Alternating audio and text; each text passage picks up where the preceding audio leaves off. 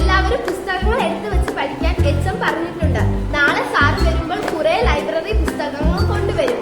എല്ലാവരും മിണ്ടാതിരിക്കുക. ഞാൻ പേരെഴുതുന്നു. ഓ, നാളെ വായനാ ദിനമല്ലേ? ഇനിയാണെ പുസ്തകങ്ങൾ വായിക്കാൻ പറയും. എനിക്കാണെ ഒട്ടും നന്നായിട്ട് വായിക്കാൻ അറിയില്ല. ഓ, എനിക്ക് മാത്രമല്ല, നിന്റെ ആരെയൊക്കെ അങ്ങനൊക്കെ തന്നെയല്ലേ.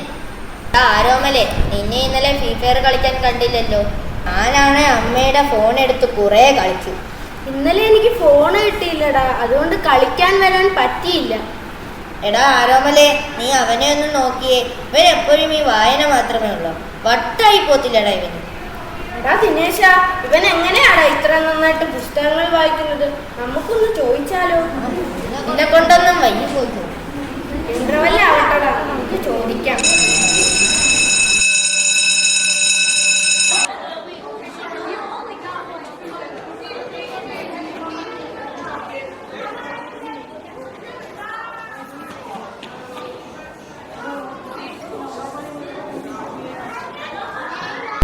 എടാ ജോണി, നീ എങ്ങനെയാണ് ഇത്ര നന്നായിട്ട് പുസ്തകങ്ങൾ വായിക്കുന്നത്? ഞാൻ ചെറിയ ക്ലാസ് തൊട്ടേ കഥാപുസ്തകങ്ങൾ ചെറുതായി വായിക്കുകയുണ്ടായിരുന്നു. നിനക്കും വായിക്കാൻ സാധിക്കും. നിന്റെ മൊബൈൽ ഗെയിം ഇട്ടിട്ട് നീ എന്റെ കൂടെ പോകും. നിനക്ക് ഞാൻ ഫോണിലും പുസ്തകങ്ങളുടെ PDF ഇട്ട് തരാം. ഫോണിനകത്തുമുണ്ടോ ഈ പുസ്തകങ്ങളുടെ PDF? അതിനെല്ലാം ചില ആപ്ലിക്കേഷൻസ് ഉണ്ട്.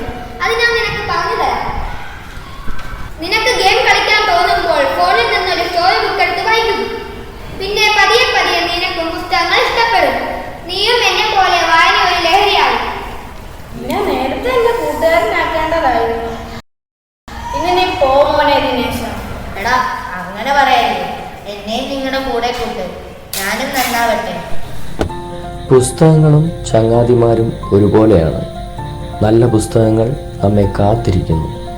ഏവർക്കും വായനാ ദിനാശംസകൾ.